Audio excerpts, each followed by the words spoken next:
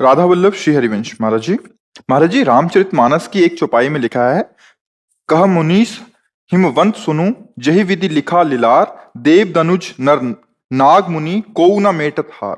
महाराज जी, क्या ये वास्तव में सच है? जो कुछ आपके लिए भाग्य में लिखा हो चुका है वो अमिट है? या एक चौपाई में ऐसा भी लिखा है, जो तपु करे कुमारी तुम्हारी, भावेहूं मेटी सकूं त्रिपुरारी। या भाग्य तप एवं नाम अब जप से इसके बदला दो जा भाव सकता है? समझने हैं कि जो हमारा भाग्य रचना इस शरीर को रचते समय हुई है वो हमारे कर्म परिणाम से। किसका प्रश्न है?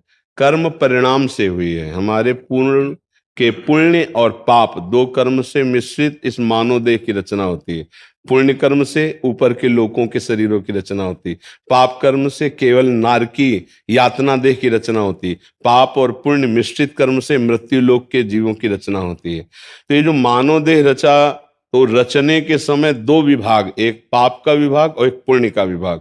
उस समय पाप के विभाग में इस अवस्था में ये दुख आएगा, इस अवस्था में रोग आएगा, इस अवस्था में घटना घटेगी, इस अवस्था में ये अनुकूलता आएगी, ये संपत्ति मिलेगी, ये सुख विधान, ये प्रारब्ध होगा। प्रारब्ध वो कोई देवता नहीं है, हमारे कर्मों का कुछ परिणाम इस शरीर में।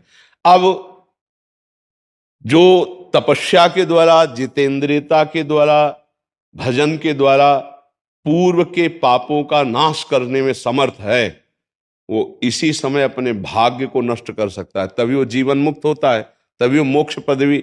भाग्य में थोड़ी लिखा है कि तुम जीवन मुक्त हो जाओगे।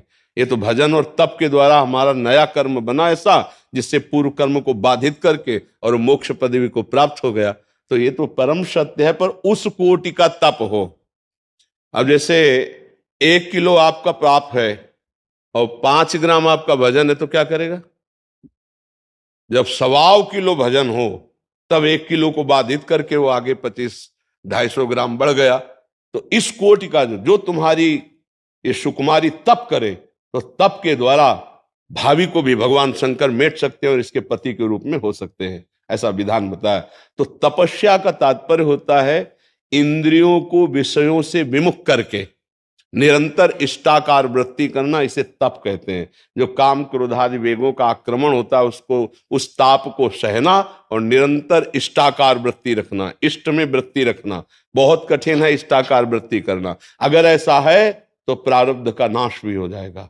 प्रारब्ध का अगर नाश न होता तो कोई मोक्ष पदवी प्राप्त न करता, कोई भगवान को प्राप्त न करे। किसी के भाग्य में भगवान नहीं लिखे हैं, भाग्यवशात भगवान नहीं मिलते, भजनवशात भगवान मिलते हैं। आप कहीं ऐसा लिखा मिले कि भाग्य में, जैसे किसी के लिखा है कि 25 वर्ष की अवस्था के बाद ये अरबपति बनेगा, तो है वो संयोग बनेगा, फटाफट वो अरबपति बन जाएगा। लेकिन भाग्य में संयोग वशात भगवान को प्राप्त होगा, कहीं किसी की कुंडली में नहीं लिखा। ये तप के द्वारा, भजन के द्वारा भगवान को प्राप्त किया जाता है। इसका मतलब प्रारब्ध का क्षय किया जाता है, प्रारब्ध का नाश होता है। अगर ना होता तो भगवत प्राप्ति होती ही नहीं।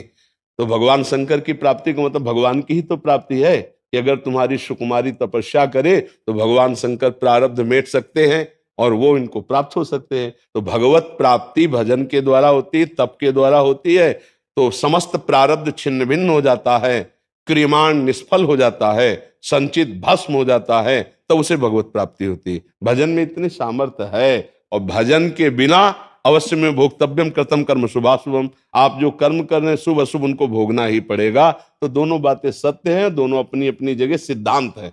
समझ पा रहे हैं आप?